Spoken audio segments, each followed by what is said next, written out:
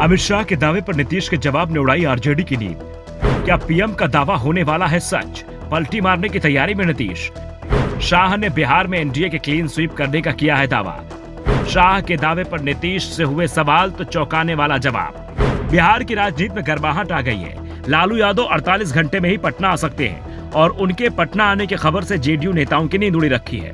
कुर्सी खसकती दिख रही है और इस कुर्सी को बचाने के लिए कई रणनीतियों पर काम चल रहा है। कभी नीतीश के करीबी रहे प्रशांत किशोर की माने तो नीतीश एक बार फिर पलटी मारने की तैयारी कर चुके हैं। और जब नीतीश कुमार ने इस बात का खुलासा किया कि उनकी अमित शाह से फोन पर बातचीत हुई है तो आरजेडी नेताओं के भी कान खड़े हो गए। नीतीश ने कहा कि बातचीत बहुत अच्छी रही है, पूरे 6 महीने बाद अमित शाह से बात हुई है। नहीं तो नीतीश पीएम मोदी और अमित शाह के सामने जाने से भी बच रहे थे और अब तो नीतीश कुमार शाह की किसी बात का सार्वजनिक जवाब देने से भी बच रहे हैं। आमतौर पर जब भी जेडीयू का विरोधी कोई बड़ा नेता बिहार को लेकर दावा करता था तो नीतीश का जवाब जरूर आता था, लेकिन शाह से हुई बातचीत के बाद नीतीश के तेवर बदले से दिख रहे हैं। उनके बयानों में बीजेपी को लेकर जो तलखी थी वो अब नहीं दिख रही है। दरअसल अमित शाह ये हाल ही में दावा किया था कि 2024 के लोकसभा चुनाव में भी बीजेपी को पूर्ण बहुमत मिलेगा।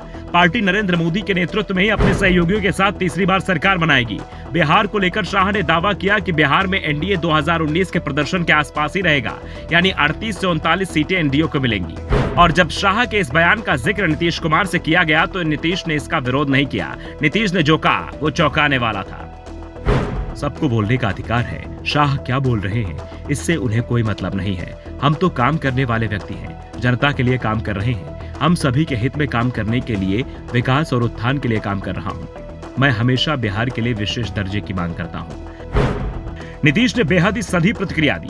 आमतौर पर ऐसे सवालों के जवाब में विरोधी पर तंज कसते थे, लेकिन केंद्रीय गृह मंत्री के दावे पर नीतीश का साधा हुआ जवाब बिहार में चर्चा का विषय बन गया है। अमित शाह बिहार में क्लीन स्वीप की बात कर रहे हैं तो नीतीश कुमार सिर्फ अपने काम की बात कर रहे हैं और सबसे बड़ी बात यह कि काम गिना भी नहीं रहे हैं, जिसके बाद चर्चा चल रही है कि नीतीश कुमार फिर एनडीए में वापसी की राह तलाश रहे हैं। दूसरी ओर यह भी दावा किया जा रहा है कि नीतीश का यह बयान आरजेडी पर दबाव बनाने के लिए दिया गया है। पहले नीतीश ने अमित शाह से हुई बातचीत का खुलासा किया और फिर शाह के बयान का जवाब नहीं दिया। इसे लेकर आरजेडी के अंदर भी सवाल उठ रहे हैं।